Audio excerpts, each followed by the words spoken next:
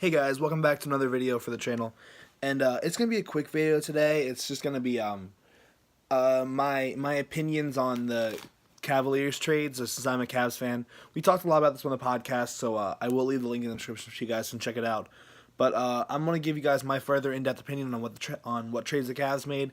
I'm gonna tell you guys about the Cavs trades if you guys don't know already about them, and then I'm gonna tell you my opinion because I'm a Cavs fan, and I feel like if anyone should react to these as a Cavs fan, well, I mean anyone who likes basketball can react to them, but like I feel like an opinion by a Cavs fan is probably a good one to have. All right, so the first one I'm gonna start out with. Let me grab my notes from the podcast yesterday because I don't remember all of them off the top of my head. I know, of course, the biggest trade the Cavs made was the Isaiah Thomas and Channing Frye and a first-round pick for Jordan Clarkson and Larry Nance Jr. While I think that's a great trade, I would think that's an amazing trade if they didn't give up the first-round pick. As of right now, the Cavs are third in the East, I believe. Maybe they won a game last night, or might not have played. I don't know. But as of right now, they're third. And or depending on when you listen to this, they might be second, first, fourth, eighth. I don't know. But that pick, it's gonna be depending on if they stay in the trend they're at, which is losing games. That pick could be worth a lot. And yes, they already had the Brooklyn pick. And let's just say they managed to miss the playoffs this year. Let's just say LeBron can't do it all by himself, and this trade just doesn't work out, and they miss the playoffs. That could be a top 15, maybe like a top 12 pick for the Lakers, who don't have their own pick, by the way. And then if they weren't to trade that and they had that pick, they would have probably a top 10 pick, maybe a top 5 pick in the next pick, and then their own. So I think that's not a very good trade for the Cavaliers. Of course, Nance is a great player. He's a young, athletic guy, and his dad used to play for the team, so that's awesome for the Cavs. And Clarkson's been an awesome role player for the Lakers. He's actually been in talk about Sixth Man of the Year until he got traded. So he'll actually probably stay sixth man because of this next trade I'm going to talk about. It was the 3-team trade. Basically, the Cavaliers, they got Rodney Hood and George Hill. They gave up Derrick Rose and Jay Crowder, who they sent to the Jazz, and the Kings got Joe Johnson from that. Sorry, I'm looking down. I'm looking at my notes. I wrote these down for the podcast, which once again I will give you guys the I will drop that link in the description below. But yeah, the Cavs got their starting point guard for the year, George Hill. That means Clarkson will probably be their sixth man. Nance will probably be a sixth man, or he'll start while Kevin. Oh, hiccup. Sorry, he'll start while Kevin Love is injured.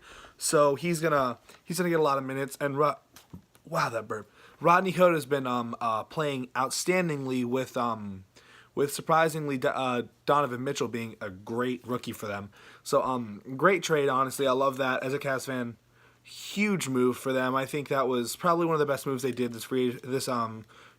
I don't know why it's a free agency. This trade deadline. But there was so many other moves they could have made. I love the whole Rodney Hood and George Hill adding because it gives them depth and it gives them scoring on the wing and also defense. So that's a massive thing they were lacking. They're 29th in defense this year. Once again, another stat we mentioned in the podcast. I will keep mentioning that because we really want you guys to listen to it.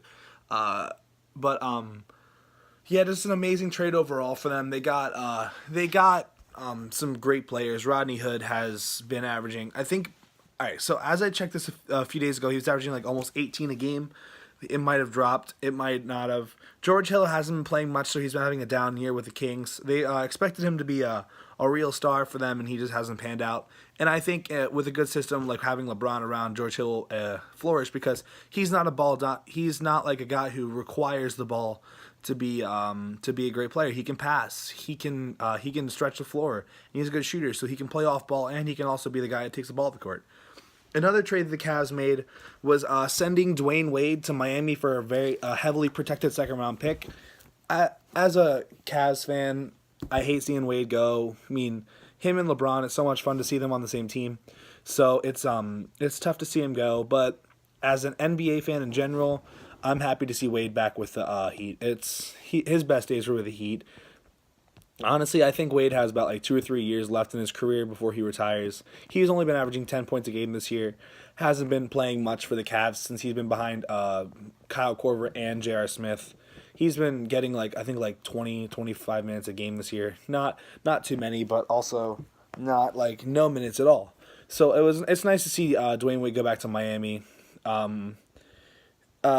know there were more trades that they made. I just did not have all of them written down. But of those 3 trades, I think the best trade that they made was the 3-team trade, getting Rodney Hood and George Hill. I would have liked the other trade more if they were able to not give up a first-round pick, but giving up Isaiah Thomas, Channing Frye, and a first-round pick's a rough trade to make. I mean, just for 2 players that are going to end up being role players for you, I don't think that's a smart trade. But you know what? Obviously, Cleveland knows something we don't.